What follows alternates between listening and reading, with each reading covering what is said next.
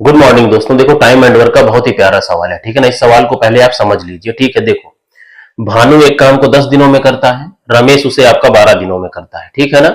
और भानु और रमेश द्वारा जो लिया गया समय है वो रोहित द्वारा लिए गए समय के बराबर है आपका, ठीक है ना। तो रमेश और रोहित उसे कितने दिनों में करेंगे ये आपको बताना है, ठीक है ना। तो आप क्या करो, 10 और 12 का ले लीजिए एलसीएम आपका, तो कितना आया आपका 60 आया। तो आपका टोटल वर्क कितना है आपका 60 यूनिट है, ठीक है ना। इसको आप 10 से डिवाइड करिए, 10 छक्का 60 हो गया और ये आपका 12 पंचे आपका 60 हो गया, ठीक है ना।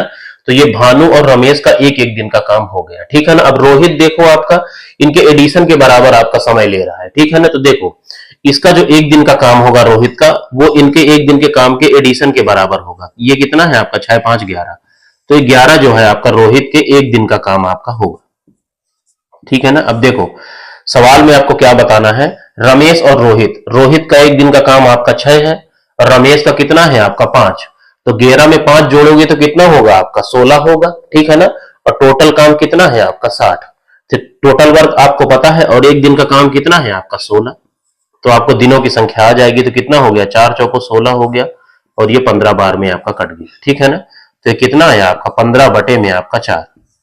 तो ये कितना हो गया, देखो आपका 4 3 12, 3 15 हो गया। 3 सही 3 बटे 4 दिनों में वो काम को आपका पूरा कर देंगे, ठीक है ना।